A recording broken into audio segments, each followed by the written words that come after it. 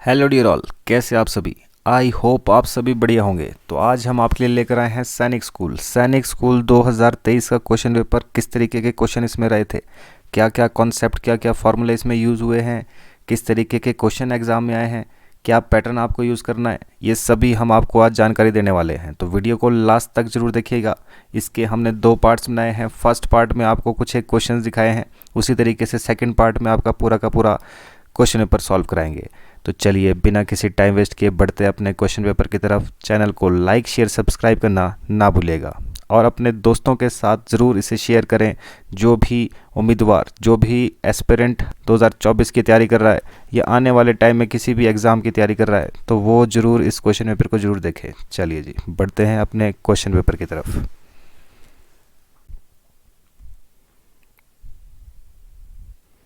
चलिए जी बढ़ते हैं पहले क्वेश्चन की तरफ। तो फर्स्ट 5 क्वेश्चन, पहले 5 क्वेश्चन आपके पास पैसेज के ऊपर रहने वाले हैं। तो पहले 5 क्वेश्चन केवल और केवल हमने सिलेक्ट करने हैं जी पैसेज से ही। तो चलिए बिना किसी टाइम वेस्ट किए पढ़ते हैं अपने क्वेश्चन की तरफ। तो सबसे पहला क्वेश्चन क्या कह रहा है जी। अब देखिए जो भी ये पैसेज है, पैसेज को सॉल्व करने का सबसे बढ़िया तरीका क्या है। सबसे पहले हम क्वेश्चन पढ़ेंगे, ना कि पहले पैसेज पढ़ लेना पूरा। तो सबसे पहले हम क्वेश्चन पढ़ेंगे। इसमें आपको हिंट दिख रहा है कि हिंट क्या मांग रहा है। तो question number first, the first stamp was printed in. तो सबसे पहली जो स्टैम्प थी वो कब प्रिंट की गई थी। तो बस आपको इसमें क्या ढूंढना है, ये स्टैम्प। ठीक है जी, स्टैम्प वर्ड देखते चलेंगे कहाँ कहाँ है। तो सबसे पहले स्टैम्प आपको दिख रहा है, यहाँ पर कुछ नहीं लिखा गया है। फिर वैसे ही आप स्टैम्प देख रहे हैं, यहाँ पर आपको स्टैम्प दिख रहा है, the first stamp was printed in England. तो बस तो पता लग गया आपको। तो डायरेक्ट है जी, डायरेक्ट आपको देखना है और यहीं पर आपके आंसर दिए होते हैं। Second question, choose the correct statement. तो करेक्ट स्टेटमेंट क्या है, the first stamp had a picture of. अब देखिए पहली जो स्टैम्प थी उसके ऊपर पिक्चर किसकी लगी गई थी। अब देखिए इसके लिए भी आपको काम यही है, यहीं पर ढूंढते चलेंगे क्या कह रहा है। तो it was black and had a picture of Queen Victoria. तो साफ साफ हमें पता चल गया कि इस पर पिक्चर किसकी थी, क्वीन विक्टोरिया की। तो सेकंड क्वेश्चन भी सॉल्व हो गया। Third question, choose the correct option, the hobby of collecting stamps. तो ये भी हम इधर ही देखेंगे। तो कहाँ पर आपको दिख रहा है, the hobby of collecting stamps is non age. तो इसे क्या कहते हैं जी, फिलिटरी। तो हम देख रहे हैं फिलिटेली। तो ये आपके पास थर्ड ऑप्शन, जो थर्ड क्वेश्चन है, इसका ऑप्शन मिल गया है जी। तो आप देख सकते हैं कि किस तरीके से 3 क्वेश्चन हमारे पास इजीली इसमें सॉल्व हो गए हैं। चलिए वैसे ही बढ़ते हैं नेक्स्ट फोर्थ क्वेश्चन की तरफ। It was black and had a picture of Queen Victoria. तो identify the part of speech for black. तो अब देखिए जो ब्लैक है, ब्लैक कौन सा पार्ट ऑफ स्पीच है। तो ब्लैक क्या है, ये कलर शो कर रहा है, कलर शो कर रहा है। साथ ही साथ ये क्या है, ये एक विशेषता है। तो कलर कोई भी शो करता है, कोई ब्लैक कलर का है, रेड कलर का है, वाइट कलर का है, तो वो चीज़ क्या होती है, उसकी विशेषता। विशेषता मतलब ये क्या कहलाएगा, इसका एडजेक्टिव। तो इस वक्त ब्लैक क्या काम कर रहा है इसमें, एडजेक्टिव। चलिए वैसे ही नेक्स्ट क्वेश्चन,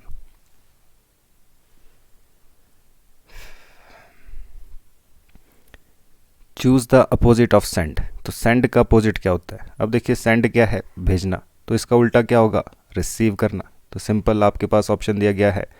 तो सिंपल क्वेश्चन आपके पास पूछे गए होते हैं। बस आपको ध्यान क्या रखना है कि क्वेश्चन को ज़रूर पढ़िए, बिना पढ़े उसका आंसर ना दीजिएगा। ठीक है जी। तो चलिए नेक्स्ट क्वेश्चन क्या कहता है, सिलेक्ट द इनकरेक्ट ऑप्शन। तो सबसे गलत जो ऑप्शन है इसमें वो आपको ढूंढना है। तो माउस माइस, child children, sheep sheeps, woman women.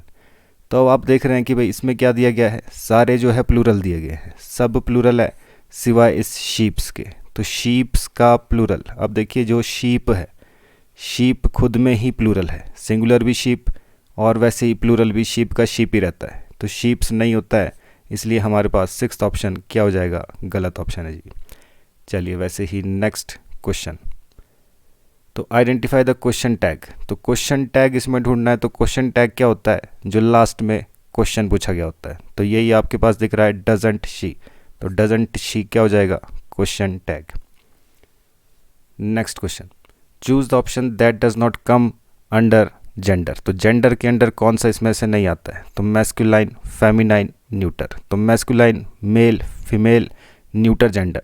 तो ये तीनों के तीनों जेंडर है, जबकि ये सिंगुलर जो है सिंगुलर प्लूरल जेंडर के अंडर नहीं आता है। तो हमारे पास ऑप्शन कौन सा हो गया जी? सिंगुलर।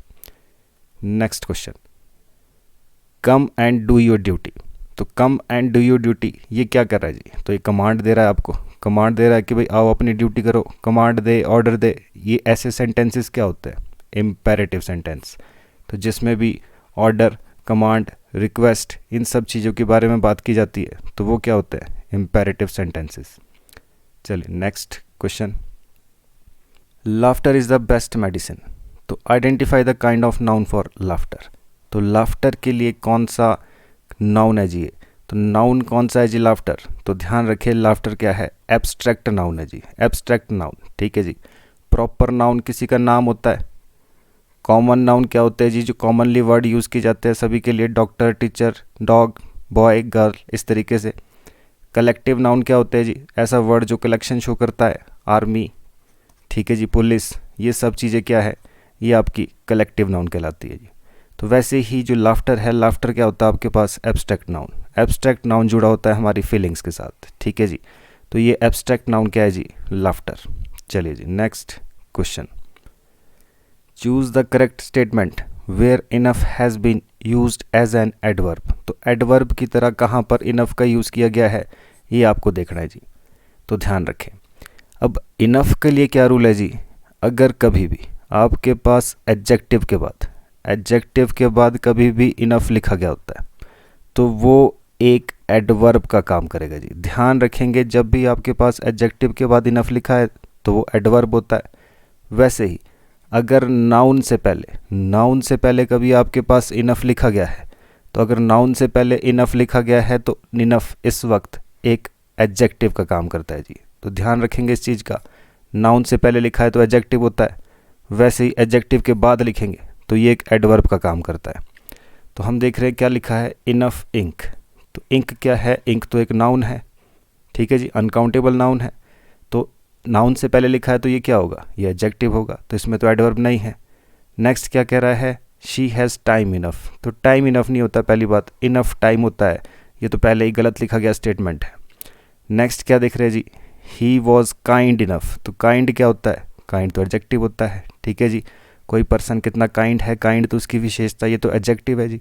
तो वैसे ही एडजेक्टिव के बाद यहाँ क्या लिखा गया है? इनफ। तो एडजेक्टिव के बाद अगर इनफ लिखा जाता है तो वो चीज़ क्या कहलाती है? वो एक एडवर्ब का काम करता है। तो हमारे पास ऑप्शन कौन सा आ गया जी? Option C. वैसे यहाँ क्या लिखा है? Enough beautiful. तो यहाँ उल्टा लिखा गया है, ब्यूटीफुल पहले आना चाहिए था, इनफ बाद में। तो ब्यूटीफुल इनफ होता है, तो ये चीज़ क्या है? ये गलत लिखी गई है। तो हमारे पास सिर्फ और सिर्फ थर्ड सेंटेंस ऐसा है जिसमें आपके पास एडजेक्टिव के बाद एडवर्ब का यूज़ किया गया है, मतलब इनफ का यूज़ किया गया है। तो चलिए वैसे ही next question, a dash of ships. अब ध्यान रखें आपके पास कलेक्टिव नाउन के ऊपर क्वेश्चंस बनते हैं। तो ध्यान रखें कलेक्टिव नाउन आपको पढ़कर जाना ही जाना है, तो बहुत ज़रूरी है जी। अ डैश ऑफ शिप्स, तो शिप्स का क्या होता है जी? शिप्स का फ्लीट होता है, जैसे कि जो शेरों का झुंड होता है, ठीक है जी, वैसे ही आपके पास बर्ड्स का झुंड होता है। तो इन सब के जो ग्रुप होते हैं इनको क्या कहा जाता है? स्टार्स के ग्रुप को क्या कहते हैं? ठीक है जी। तो फ्लॉक ऑफ बर्ड्स, स्टार्स के ग्रुप को कॉन्स्टलेशंस कहा जाता है। तो ये सब चीज़ें जो हैं आपके पास एग्ज़ाम में पूछी जाती है, ठीक है जी। बंडल किस चीज़ का होता है? स्टिक्स का। पैक किस चीज़ का होता है? वॉल्व्स का, ठीक है जी। तो इस चीज़ का ध्यान रखेंगे जी। तो ये चीज़ें आपके पास एग्ज़ाम में पूछी जाती है जी। चलिए next, select the sentence with correct order of words. Call each other with the mice repeating calls. The mice call each other with repeating calls. The mice call repeating calls with each other. The mice repeating calls with each other. तो simple आपको देखना है कि भाई कौन सा sentence जो है बिल्कुल सही से लिखा गया है। तो इसमें कौन सा सेंटेंस बिल्कुल सही लिखा गया है? The mice call each other with repeating calls, ये आपका सही सेंटेंस है। बाकी किसी में जो है आपकी सेंस नहीं बन रही है। चलिए वैसे ही next question, don't disturb me, I dash my work. तो क्या कह रहा है जी? मुझे डिस्टर्ब मत करो। क्यों ना करो? क्योंकि मैं अभी काम कर रहा हूँ जी। तो don't disturb me, I am doing my work. तो अभी डिस्टर्ब नहीं करेंगे क्योंकि ये अभी काम कर रहा है, ठीक है जी। तो I am doing my work, ठीक है जी। चलिए वैसे ही next, identify the adverb, she read the answer twice. Adverb क्या होता है? ऐसा शब्द जो किसी वर्ब या फिर किसी एडजेक्टिव के बारे में और ज़्यादा उसको क्वालिफाई करे, ऐसा शब्द जो क्वालिफाई करे इन दो चीज़ों को और ज़्यादा तरीके से, तो ये चीज़ क्या कहलाती है? ये चीज़ एडवर्ब होती है। दूसरा आप ये समझ सकते हैं, ऐसा शब्द जो आपके पास बताए कि कब या कैसे वो काम किया जा रहा है, तो इस शब्द का आंसर जहाँ पर भी आपको मिल रहा है, कब या कैसे इसका आंसर आपको मिलेगा, वो चीज़ क्या होती है जी? वो एडवर्ब होती है। जैसे कि she reads the answer twice, तो भाई यहाँ तक भी ख़त्म हो सकता था क्वेश्चन। तो शी रीड्स द आंसर, ठीक है जी, शी रीड द आंसर, उसने आंसर पढ़ा, पर कैसे, कितनी बार, ठीक है जी। तो ये जब आपके पास आंसर पूछा जाए जिससे आपको ये आंसर मिल रहा है कि कब या कितनी बार कोई चीज़ की गई है, तो वो चीज़ क्या कहलाती है? एडवर्ब। तो ऐसा शब्द जो क्वालिफाई कर रहा है इनको और ज़्यादा कि भाई कितनी बार कोई चीज़ की गई है, ठीक है जी। नंबर ऑफ फ्रीक्वेंसी की बात करें, कितनी बार, तो ये चीज़ क्या कहलाती है? ये एक एडवर्ब कहलाती है, ठीक है जी। तो कब, कैसे या कितनी बार कोई चीज़ की गई है, ये चीज़ क्या कहलाती है? एडवर्ब। तो ये ट्वाइस क्या है जिसमें? एडवर्ब। चलिए वैसे ही next question, choose the option that is opposite of brave. तो ब्रेव बहादुर का अपोजिट क्या होता है? कावर्ड क्या होता है जी? डरपोक, ठीक है जी। बहादुर का उल्टा coward. Next, she requested him to drop her home, ठीक है जी। तो ये रिक्वेस्टेड जो है क्या कहता है? Choose the word nearest in the meaning. तो नियरेस्ट सबसे ज़्यादा मीनिंग में, इससे ज़्यादा नियरेस्ट कौन सा है जी? तो अब ऑर्डर कर रहा है जी, इंस्ट्रक्टेड, फोर्स्ड। अब रिक्वेस्ट कर रहा है तो ना तो ये ऑर्डर है, ना तो कोई इंस्ट्रक्शन है, ना तो इसको कोई फोर्स कर रहा है। तो ये क्या है जी? ये आस्क पोलाइटली है। तो प्यार से पूछ रहा है जी, रिक्वेस्ट कर रहा है, तो ask politely. Next question, the baby was dash in the room. तो द बेबी वॉज से क्या पता चल रहा है? कॉन्टीन्यूस टेंस, कॉन्टीन्यूस है तो साथ में क्या आना चाहिए? ING। तो क्या है? The baby was sleeping in the room, ठीक है जी। तो इस चीज़ का ध्यान रखेंगे। चलिए next question, choose the idiom, you have hit the nail on the. अब देखिए जी, you have hit the nail on the क्या है? हेड, आर्म, लेग या फिंगर। तो इसके ये क्या आंसर होता है जी? You have hit the nail on the head. तो चलिए जी नेक्स्ट क्वेश्चन आपके पास क्या कह रहा है? Choose the correct spelling. तो सिंसियरिटी की करेक्ट स्पेलिंग क्या होती है जी? SINCERITY, sincerity. Next question, dash is standing at the gate. तो क्या ऑप्शन आएगा जी आपके पास? तो गेट पर कौन खड़ा है, तो इसके लिए क्या यूज़ किया जाता है जी? Who is standing at the gate. तो इस चीज़ का ध्यान रखेंगे। Next, they are going to dash metro station. तो अब देखिए क्या लिख रहा है? स्टेशन की बात कर रहा है, तो स्टेशन के साथ तो क्या यूज़ किया जाता है जी? They are going to the metro station. तो इस चीज़ का ध्यान रखेंगे जी। तो मेट्रो स्टेशन की बात की जाएगी तो द यूज़ करेंगे। चलिए जी नेक्स्ट क्वेश्चन क्या कर रहा है? Identify the adjective from the given options. तो एडजेक्टिव इनमें से कौन सा है? विशेषता कौन बता रहा है जी? तो विशेषता कौन बता रहा है? ऑनेस्ट। तो ऑनेस्ट क्या होता है जी? ईमानदारी। ये क्या है? किसी की विशेषता। तो नेक्स्ट क्वेश्चन क्या कहता है? The restaurant is dash the school. तो स्कूल के अप ऊपर है, ठीक है जी, बिहाइंड पीछे है, बिटवीन बीच में है, अलोंग किनारे पे है। तो रेस्टोरेंट कहाँ होगा? तो रेस्टोरेंट तो हो सकता है कि भाई स्कूल के पीछे हो, उसके ऊपर नीचे तो नहीं होगा जी, ठीक है जी। तो कहाँ पे है? Behind the school. Next, they left dash shoes on the floor as dash was no space on the shoe rack. तो इस पर क्या आना चाहिए जी? ऑप्शन आपके पास है। तो दे लेफ्ट देयर शूज़। अब देयर कौन सा आएगा? ये वाला देयर है, ये वाला देयर है, ये वाला या ये वाला, ठीक है जी।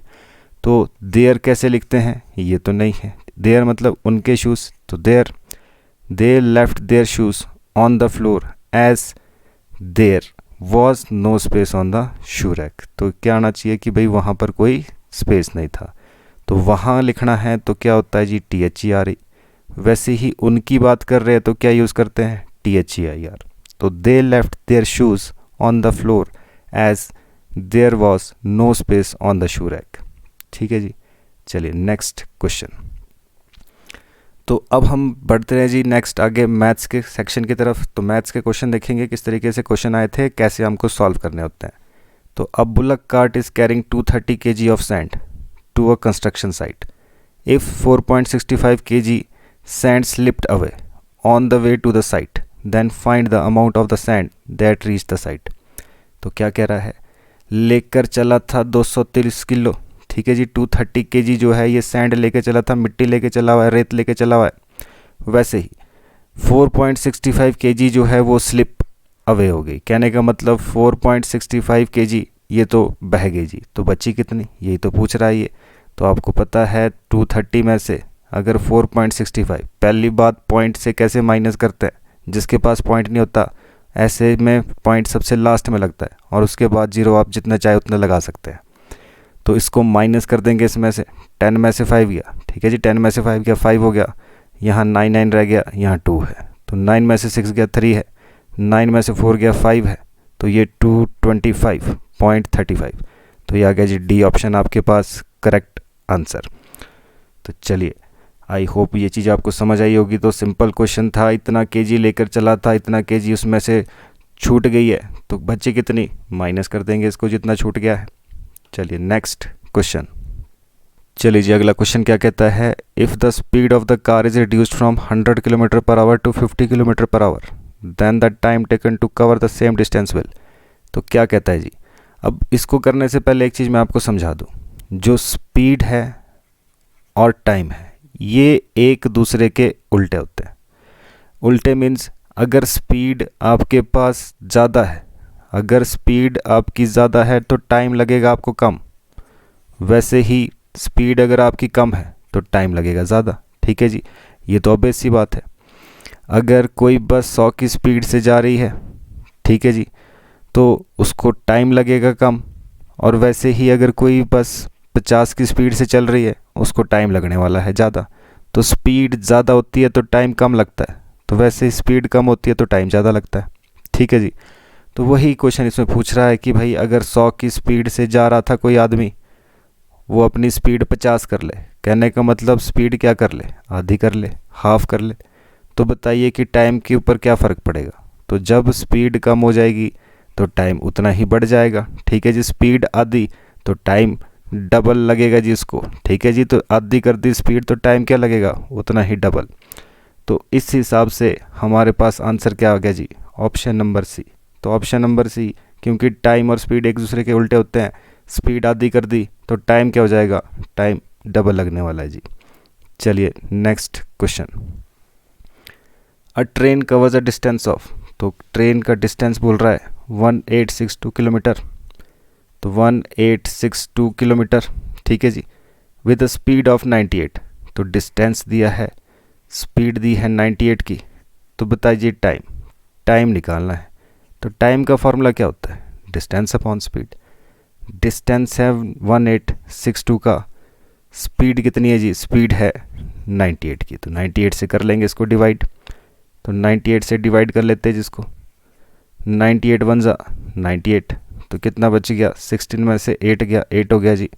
तो वैसे 17 में से 9 गया तो 9 8 बच गया थी, 882 हो गया, ठीक है जी।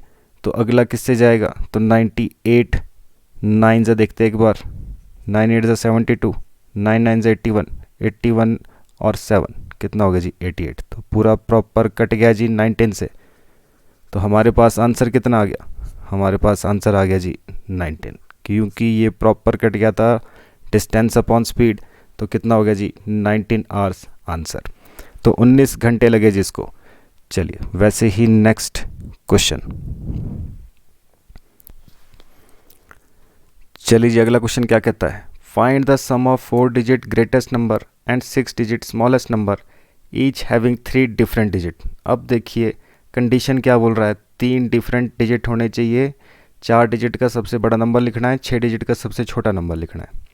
तो अब देखिए 6 डिजिट का सबसे छोटा नंबर क्या होता है, तो आपको पता है 1 के पीछे 5 0, तो 6 डिजिट का सबसे छोटा नंबर होगा। बट इसने बोला कितने होने चाहिए, 3 डिजिट होने चाहिए डिफरेंट। तो यहाँ देख रहे हैं यहाँ तो 2 ही डिजिट है डिफरेंट। तो अगर 3 डिजिट डिफरेंट होने चाहिए तो अगर 1001 भी लिखूंगा मैं तो इसमें भी क्या हो जाएगा कि भाई 2 डिजिट रह जाएंगे, 1 और 0 ही। तो सबसे लास्ट में चेंज क्या करना है जी, 2। तो सबसे लास्ट वाला चेंज करना होता है हमेशा। तो जो भी आपको नंबर बनाना है, अगर आपको सबसे छोटा नंबर बनाना है तो सबसे छोटा नंबर ही सबसे ज़्यादा बार रिपीट करते हैं, ठीक है जी। अगर 1 हम रिपीट करेंगे ज़्यादा तो वो नंबर बन जाएगा बड़ा, ठीक है जी। तो ध्यान रखेंगे, छोटा नंबर बनाना है। 3 नंबर मांग रहा था तो 3 नंबर मांग रहा था, 1 2 3 4 5, छठा नंबर क्या बन जाएगा, 2। तो सबसे छोटा नंबर विद 3 डिफरेंट डिजिट, तो सबसे छोटा नंबर जिसमें 3 डिजिट होने चाहिए डिफरेंट, तो वो कौन सा बनता है जी, 10002। और वैसे ही 4 डिजिट का सबसे बड़ा नंबर वैसे तो होता है 1 2 3 4, 9 9 9 9 लिख लेते तो 4 डिजिट का नंबर बनता। बट इसमें कैसा मांग रहा है, 3 डिजिट होने चाहिए डिफरेंट। तो 3 डिजिट डिफरेंट होने चाहिए, तो रिपीट कौन सा करेंगे, बड़ा वाला बना रहे हैं तो सबसे ज़्यादा बार रिपीट करने वाला नंबर भी बड़ा ही होना चाहिए। बाकी हमारे पास क्या हो जाएगा, 8, 2 तरह के नंबर आ गए, ये 7 आ गया जी। तो इसका सम मांग रहा है जी, सम कर देंगे जिसका सम मतलब प्लस, 9987 इसमें प्लस कर देंगे तो कितना बन जाता है जी। तो हम देख रहे हैं 7 और 2 9, 8 9 9 0 1, तो 109989। तो ये क्या बन गया जी हमारे पास आंसर। तो ध्यान रखिए, smallest 6 digit number having 3 different digit, तो 3 डिफरेंट डिजिट होने चाहिए थे, तो ये आपके सामने लिखा है जी। सबसे बड़ा 4 डिजिट का नंबर विद 3 डिफरेंट डिजिट, तो कौन सा बनेगा, रिपीट किसको करेंगे ज़्यादा, तो सबसे बड़े वाले को रिपीट करेंगे, वो सबसे बड़ा नंबर रहेगा जी। चलिए next question, subtract 28576 from the sum of the least and the greatest 5 digit number. तो इनसे बनने वाला सबसे छोटा 5 डिजिट का और सबसे बड़ा 5 डिजिट का नंबर जो उनका सम आएगा, ठीक है जी, जो उनको प्लस करके आएगा उससे इसको माइनस कर देना है। तो बना देते जी नंबर। तो इससे बनने वाला सबसे बड़ा नंबर क्या होगा, सबसे बड़े से शुरू करेंगे, 8 5 3 1 0। वैसे ही इससे बनने वाला सबसे छोटा नंबर तो 1 0 3 5 8। बड़ा नंबर बनाना है तो बड़े से छोटे की तरफ लिखना है, छोटा नंबर बनाना है तो छोटे से बड़े की तरफ लिखना है। बट ध्यान रखें, 0 हमेशा सेकंड नंबर पर आना चाहिए। अगर 0 फर्स्ट नंबर पर आ जाएगा तो ये केवल 4 डिजिट का रह जाएगा, 0 की कोई वैल्यू नहीं होती स्टार्टिंग में। तो क्या बोल रहा है ये, इन दोनों का पहले सम निकालिए। तो सम निकाल रहे हैं इसका, ठीक है जी। तो ये कितना बन गया, 95668। तो माइनस कर देते हैं जिसको, 95668 इसमें से माइनस करना है 28576। तो माइनस करेंगे इसमें से, 8 में से 6 गया 2, 16 में से 7 गए तो 9। तो वैसे यहाँ 5 बच गया, 5 में से 5 गया 0 हो गया। यहाँ पे 15 हो गया तो 15 में से 8 गया 7 हो गया, तो 8 में से 2 गया 6 हो गया जी। तो 67092 क्या बन गया जी आपका आंसर। तो आई होप आपको ये चीज़ें समझ आ रही होगी। आप इस वीडियो सीरीज़ को बाद में भी देख सकते हैं। चलिए जी next question, the complement of 1/4 of a straight angle. तो पहले तो इसको क्वेश्चन समझना होता है, कॉम्प्लीमेंट्री एंगल कौन से होते हैं, कॉम्प्लीमेंट्री एंगल कैसे होते हैं जी। कॉम्प्लीमेंट्री एंगल होता है जी जब 2 एंगल को प्लस करके 90 डिग्री बन जाए। 2 एंगल को प्लस करके 90 बनता है तो कॉम्प्लीमेंट्री बनता है। तो इसने क्या बोला, इसने बोला 1/4 of straight angle. Straight angle का जो 1/4 होगा उसका कॉम्प्लीमेंट क्या होगा। तो स्ट्रेट एंगल क्या होता है जी, 180 डिग्री। इसका 1/4 क्या होगा, का मतलब मल्टीप्लाई। तो इसका 1/4 हम देख रहे हैं, 4 4 ज़ा 16, 2 बच गया जी, 4 5 ज़ा 20। तो इसका 1/4 तो क्या है, ये है जी आपके पास 45। तो यही आपसे पूछ रहा है इसका कॉम्प्लीमेंट बताइए, मतलब ऐसा क्या नंबर होगा जिसको प्लस करके आपके पास 90 आ जाए। तो आपको पता है 45 में तो 45 ही प्लस करना पड़ेगा तभी 90 बनेगा। तो ये कॉम्प्लीमेंट भी क्या है इसका 45। तो ये कैसा एंगल है, एक्यूट एंगल है, राइट एंगल है, ऑब्ट्यूस एंगल है, या हाफ ऑफ राइट एंगल है। तो हमें पता है 45 डिग्री है तो 90 से छोटा है तो एक्यूट एंगल भी है। चलिए जी अगला क्वेश्चन क्या कह रहा है, चलिए जी अगला क्वेश्चन क्या कह रहा है, an angle is 3 times of the half of A right angle. एक एंगल जो है वो कितना है, वो 3 गुना है किसका, हाफ ऑफ राइट एंगल, तो राइट एंगल का जो भी हाफ होता है उसका 3 गुना एक एंगल है जी, उसका सप्लीमेंट्री एंगल बताओ। अब सप्लीमेंट क्या होता है, सप्लीमेंट्री एंगल क्या होता है, जब दो एंगल को प्लस करके 180 डिग्री बनता है, इसको सप्लीमेंट्री एंगल कहा जाता है। ठीक है जी। तो वैसे ही इसने कहा 3 times the half of A right angle, तो पहली बात तो राइट एंगल होता है 90, इसका हाफ किया, हाफ कितना हो जाएगा 45। ठीक है जी। बोलता है इसका 3 टाइम्स, तो इसका 3 टाइम्स देखेंगे तो 5 3 ज़ा 15, 4 3 ज़ा 12 और 1 13, 135 बन गया जी। 135 है जी आपके पास ये नंबर जो ये बोल रहा है, हाफ ऑफ राइट एंगल उसका 3 गुना 135 बन रहा है। साथ ही साथ इसका पूछ रहा है कि भाई इसका बताओ अब कौन सा वो एंगल है कॉम्प्लीमेंट, मतलब कितना इसमें प्लस करे कि आपके पास 180 बन जाए। नहीं पता चल रहा तो 180 में से माइनस कर देंगे, तो 10 में से 5 गया 5, 7 में से 3 गया 4, तो ये कितना बन गया जी 45 डिग्री राइट आंसर। तो हमारे पास हाफ किया 90 डिग्री का राइट एंगल का 45 आया, बोलता है इसका 3 गुना है एंगल, तो 3 टाइम्स किया तो 135 बन गया, तो 135 बन गया जी आपके पास। तो अब आपसे पूछ रहा है इसका कॉम्प्लीमेंट बताइए। कॉम्प्लीमेंट मतलब ऐसा नंबर जिसको प्लस करके 180 बन जाए। तो कैसे पता करते हैं, 180 में से एक नंबर माइनस कर दो, दूसरा नंबर अपने आप से आ जाता है जी। तो चलिए इसी तरीके से बढ़ते हैं नेक्स्ट क्वेश्चन की तरफ। While arranging the given fractions from the last to the greatest, which fraction will be at second last place? तो second last place पे कौन सा नंबर होगा? तो हम देख रहे हैं नंबर क्या है, 3/5, 1/3, 5/6, 7/15। ठीक है जी। अब इसमें छोटे बड़ा कैसे पता लगाया जाता है, नीचे वाले नंबर से ऊपर वाले नंबर को हमेशा डिवाइड करना है। ठीक है जी। तो डिवाइड कर देते हैं जी, डायरेक्ट डिवाइड कर सकते हैं आप यहाँ पर, तो अब देख सकते हैं। तो सबसे पहले तो ऊपर भाई छोटा नंबर है तो पॉइंट लगेगा, सबसे पहले तो पॉइंट लगना है तो 30 बन जाना है। ठीक है जी। तो 5 6 ज़ा 30, तो अभी फ़िलहाल हम इतना ही कर रहे हैं, 0.6 हो गया जी। वैसे ही अगला देखते हैं। तो अगला हम देख रहे हैं यहाँ पर भी पॉइंट लग जाएगा, पहले पॉइंट लगेगा तो 10 बन जाएगा, तो 3 3 ज़ा 9 होता है। अभी हम एक एक डिजिट ही देख रहे हैं सिर्फ। वैसे ये भी छोटा है ऊपर तो पॉइंट लग जाएगा, पॉइंट लगेगा तो 50 है। ठीक है जी। तो 9 6 ज़ा 54 होता है। ठीक है जी। तो 9 6 ज़ा 54 बड़ा चला जाएगा। वैसे ही 8 6 ज़ा 48 होता है, 0.8 हो गया। वैसे ही यहाँ पे भी पॉइंट लग गया तो पॉइंट लग गया तो 70 हो गया। 15 4 ज़ा, तो 15 4 ज़ा कितना होता है जी 60, तो 0.4 हो गया। तो आगे नंबर सारे अलग अलग है और सॉल्व करने की ज़रूरत ही नहीं है। तो इसने क्या पूछा था, सेकंड प्लेस पर कैसे अरेंज करना है छोटे से बड़ा। तो सबसे छोटा कौन सा है, ये वाला। दूसरे नंबर पे कौन सा आएगा, ये वाला। तो 7/15 ये क्या आ गया जी, सेकंड नंबर पर हमारे पास बन गया जी आंसर। तो इस तरीके से अगर किसी को ये चीज़ समझ नहीं आई कि ये कैसे किया, आपको मैं बता दूं, हमने सिर्फ डिवाइड किया इसे।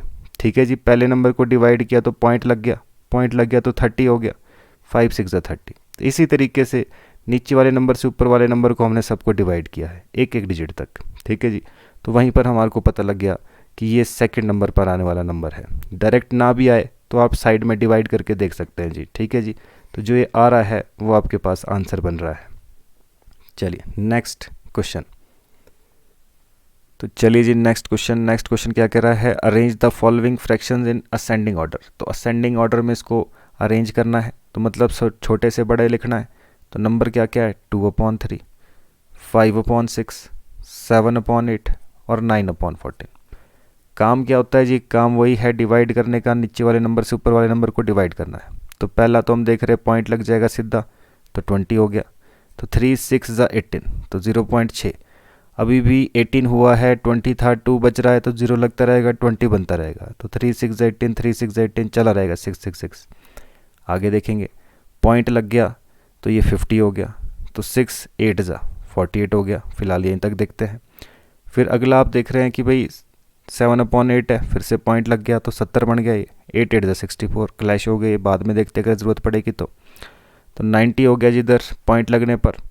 तो 14, तो 14 6 ज़ा कितना होता है 84। तो फिर से क्लैश हो गया यहाँ पर, 84 हो गया तो 6 बच गया इधर, तो 60 हो जाएगा। ठीक है जी।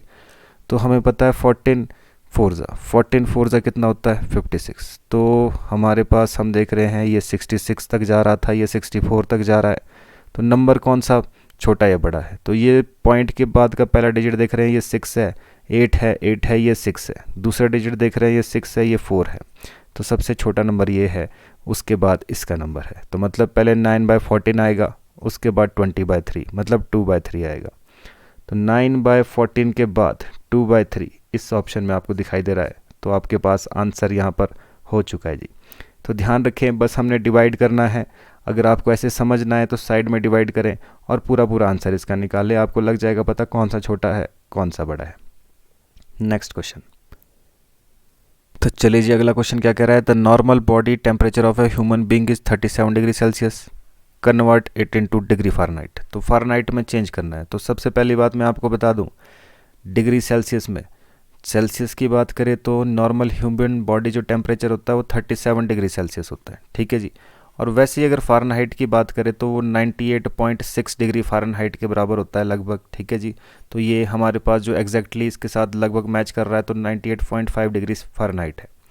पर अगर आप चेंज करना चाहें, अब देखिए चेंज करने के लिए फॉर्मूला क्या होता है, 9/5c इक्वल्स टू F-32। आप इस फॉर्मूले से डिग्री सेल्सियस से फ़ारेनहाइट या फ़ारेनहाइट से सेल्सियस में चेंज कर सकते हैं, ठीक है जी। सेल्सियस से लेकर केल्विन तक, केल्विन में कैसे चेंज करते हैं? तो ध्यान रखें, सेल्सियस से केल्विन में चेंज करने के लिए 273 प्लस किया जाता है। तो अगर केल्विन में देखना है इस सेल्सियस को, तो 37 को प्लस कर देंगे 273 में, आ जाएगा केल्विन में आंसर।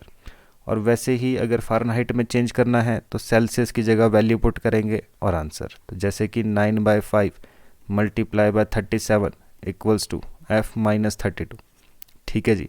तो हम क्या करेंगे, इस इक्वेशन को सॉल्व करेंगे, यहाँ से f की वैल्यू निकाल सकते हैं। फिलहाल हमारे पास सिंपल क्वेश्चन है, ये सभी को पता होना चाहिए। फ़ारेनहाइट में 98.6 डिग्री फ़ारेनहाइट होता है, पर लगभग ऑप्शन के हिसाब से ये अप्रॉक्सीमेटली इसी के बराबर आ रहा है जी। चलिए, वैसे ही नेक्स्ट क्वेश्चन। तो इस चीज़ का ध्यान रखें, सेल्सियस से केल्विन में चेंज करने के लिए 273 प्लस करते हैं, केल्विन से वापस आना होगा तो 273 माइनस करेंगे। वैसे ही फ़ारेनहाइट और सेल्सियस के लिए हम फार्मूला ये वाला यूज़ करते हैं जी। तो ये चीज़ें आप ध्यान में रखेंगे। चलिए बढ़ते हैं नेक्स्ट क्वेश्चन की तरफ। तो चलिए जी, अगला क्वेश्चन क्या कहता है? The difference between -50 degree Celsius and 72 degree Celsius. तो इन दोनों का डिफरेंस कितना होगा? तो बड़े में से छोटा माइनस करते हैं। तो 72 में से अगर मैं माइनस करूँगा माइनस का 50, तो माइनस माइनस ऑटोमेटिकली यहाँ पर क्या हो जाएंगे जी, प्लस। तो प्लस हो गए हैं तो कितना बन गया है? तो ये आ गया 2, 7 और 5 12, तो 122 डिग्री सेल्सियस। तो 122 डिग्री सेल्सियस क्या बन गया जी, आंसर। तो बहुत ही सिंपल क्वेश्चन है, आप सभी इसे बहुत ही इजीली सॉल्व कर सकते हैं जी। Next question. चलिए नेक्स्ट क्वेश्चन क्या कह रहा है जी? Express 18 kg 5 gram as kg। तो 18 kg 5 ग्राम को kg में चेंज करना है। तो काम क्या होता है? सबसे पहले मैं आपको डायरेक्ट इसकी ट्रिक बता दूं। अब देखिए, kg वाले को पॉइंट से पहले लिखते हैं और ग्राम वाले, पहली बात 1 kg में 1000 ग्राम होता है, तो 3 जगह छोड़नी है आपने। अगर आपको लिखना है 18 किलो 5 ग्राम, तो हम लिखते हैं इसको 005। आपको लिखना है 18 किलो 50 ग्राम, तो हम इसको लिखते हैं 050। तो वैसे ही अगर आपको लिखना है 500 ग्राम, तो हम इसको लिखते हैं 18.500 ग्राम्स। तो 5 लिखना है तो ऐसे, 50 लिखना है तो ऐसे, और 500 लिखना है तो इस तरीके से लिखा जाता है, ठीक है जी। इसमें ज़ीरोस के ऊपर ध्यान देंगे तो डायरेक्ट हम इसको चेंज कर पाते हैं, ठीक है जी। तो ये तो हुई बात डायरेक्ट की। अब यहाँ क्या है, यहाँ आपको बोल रहा है चेंज करने के लिए, तो हम कैसे कर सकते हैं? 18 किलो तो पहले ही केजी में चेंज है, बस आपको 5 ग्राम को केजी में चेंज करना है। तो जब भी बड़े में चेंज करना होता है तो हमेशा डिवाइड करते हैं। बड़े में चेंज करना है तो डिवाइड किससे? जिसमें आप चेंज कर रहे हैं उसके रिलेशन में। तो केजी और ग्राम में कितने का रिलेशन होता है? 1000 का। तो किससे डिवाइड करेंगे? 1000 से।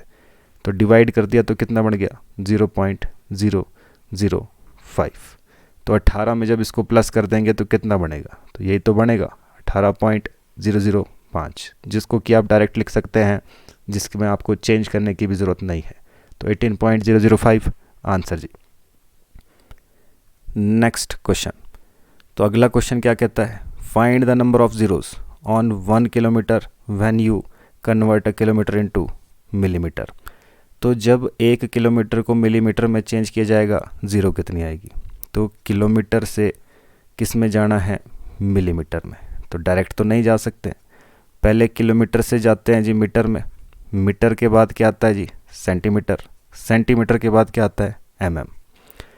किलोमीटर से मीटर में जाना है तो 1000 मल्टीप्लाई करते हैं, मीटर से सेंटीमीटर में जाना है तो 100 मल्टीप्लाई करते हैं, सेंटीमीटर से एमएम में जाना है तो 10 मल्टीप्लाई करते हैं। ठीक है जी। तो अब बात कर रहे हैं 1 किलोमीटर की। तो अगर 1 किलोमीटर को डायरेक्ट एमएम में चेंज करना है तो इस सब से मल्टीप्लाई करना पड़ेगा जी। तो मल्टीप्लाई करेंगे 1000 से, डायरेक्ट कितनी जीरो आ जाएगी? 3, 2 5 और 1 6। तो 1 2 3 4 5 6, तो टोटल कितनी ज़ीरो आ गई है इसमें? 6।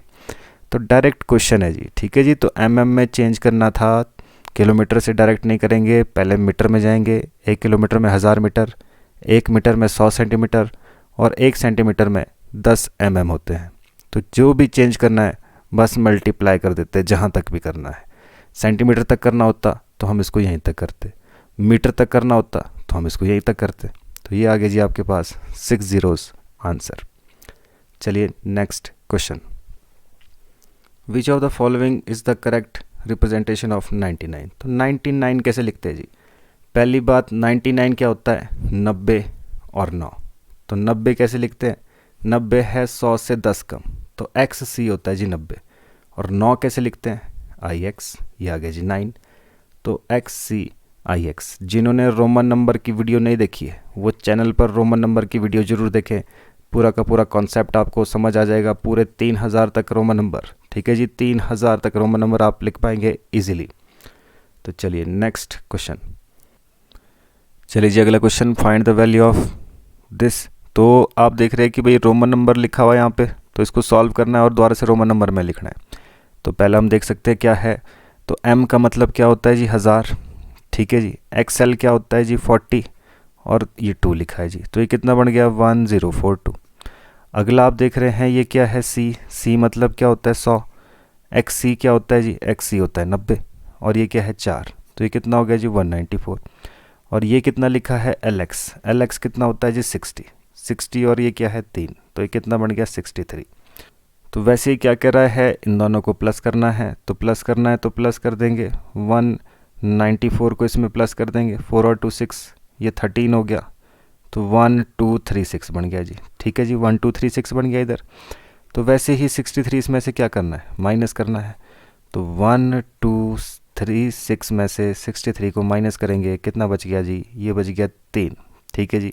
यहाँ कितना है? 13 में से 6 गया 7, तो यहाँ कितना है? 1173। तो लास्ट में आना चाहिए 3, ना तो यहाँ है 3 ना तो यहाँ है 3, तो यहाँ है 3, इसमें से देख सकते हैं। तो क्या बना जी? 1173। 70 कैसे लिखते हैं? 50 60 70 और 3। तो MCL XX 111।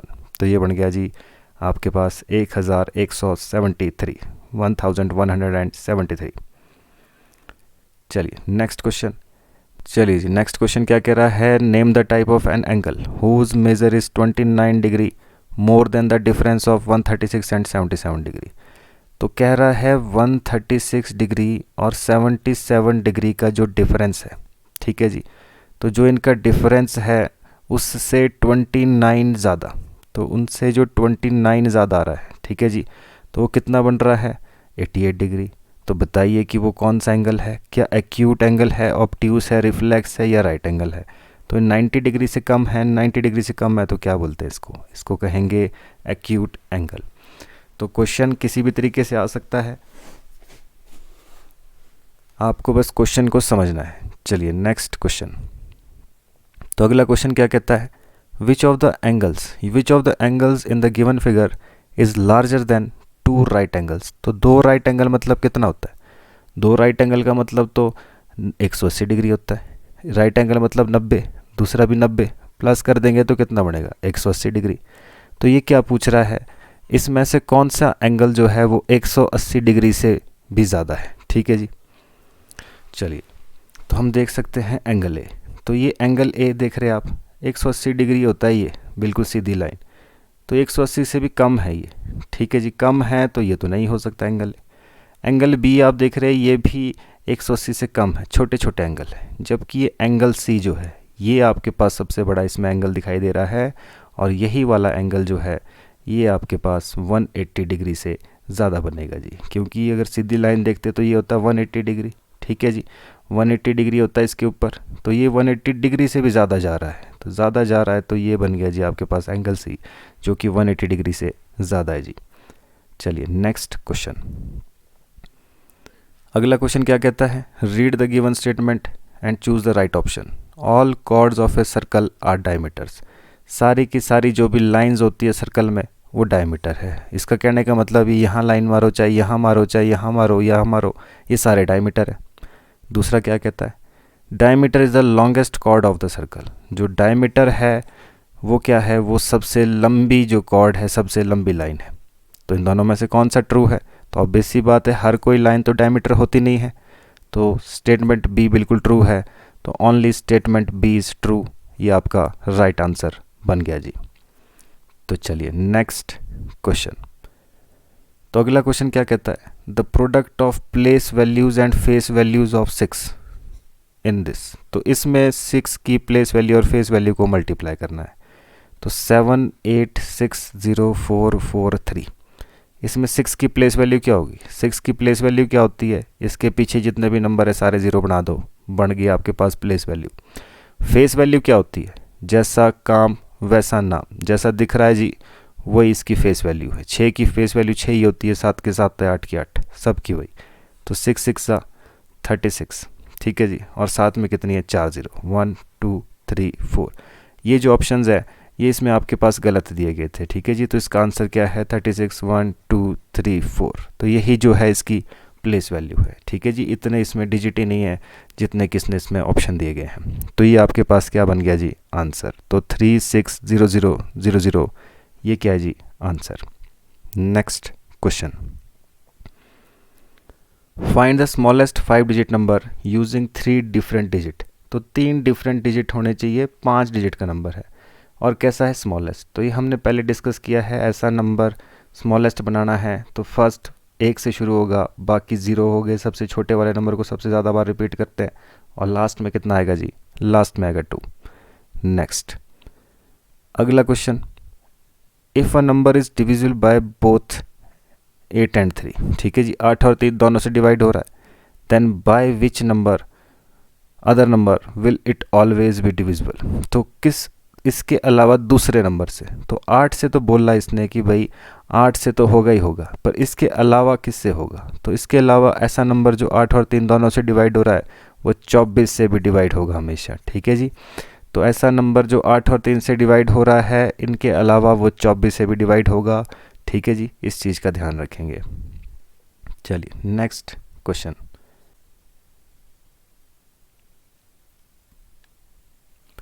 तो चलिए जी अगला क्वेश्चन क्या कह रहा है। अगला क्वेश्चन कहता है the product of 2 numbers with LCM of 112 is 4032, the HCF of 2 number will be.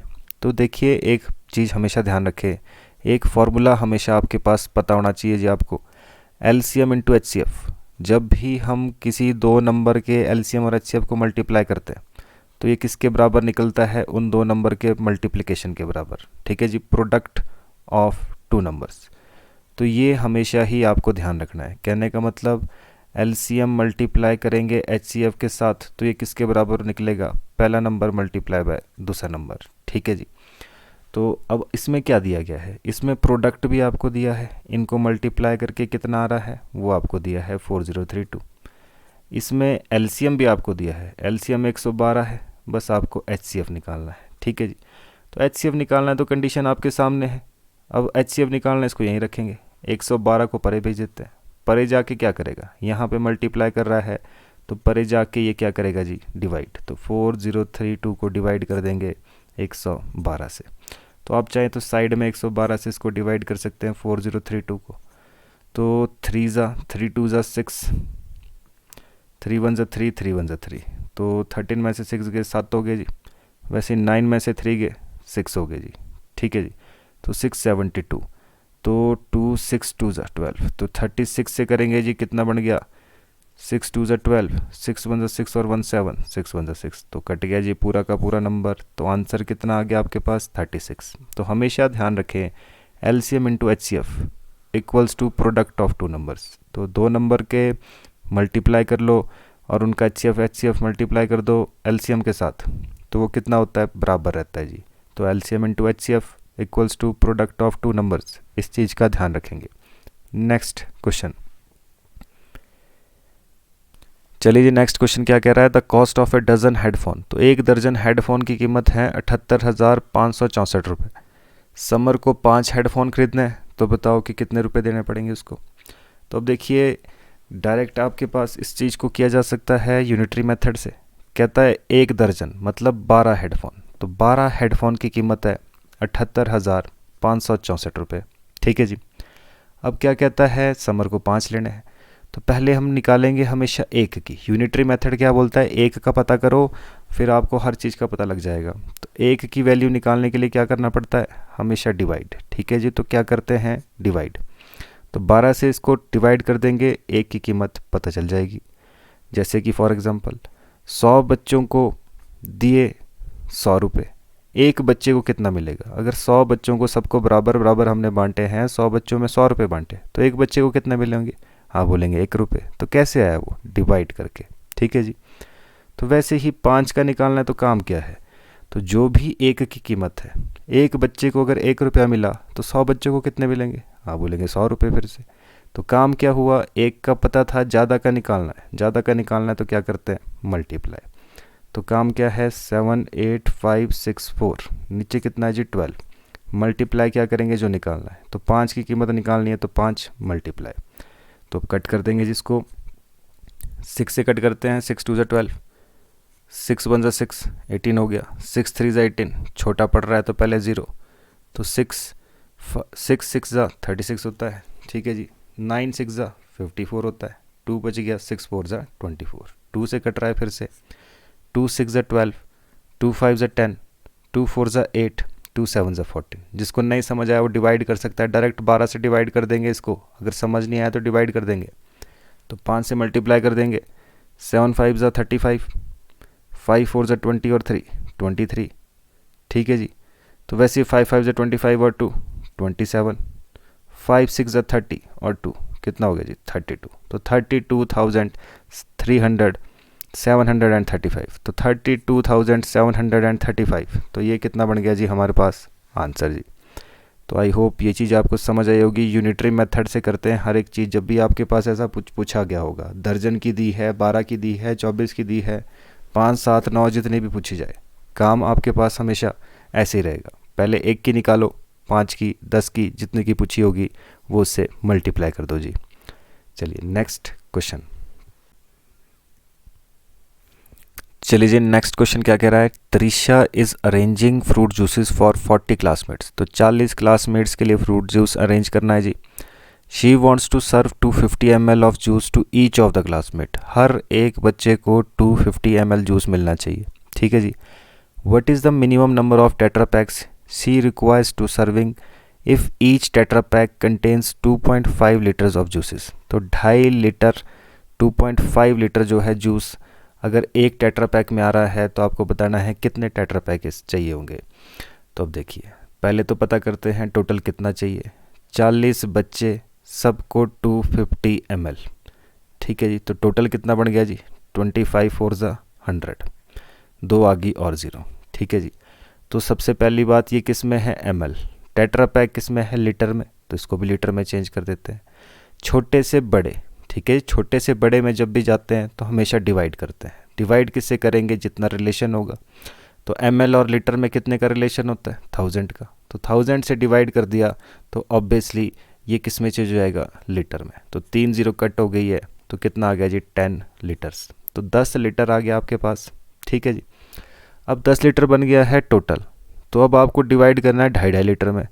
तो एक जो टेट्रा पैक है उसकी कैपेसिटी कितनी है 2.5। ठीक है जी। तो 10 लीटर में कितने टेट्रा पैक की ज़रूरत पड़ेगी, तो कैसे करेंगे जी। तो ध्यान रखें जो टोटल क्वांटिटी होती है उसको अगर टेट्रा पैक जितना एक की क्वांटिटी है, एक चीज़ से अगर डिवाइड करते हैं तो नंबर ऑफ़ टेट्रा पैक्स निकलते हैं जी।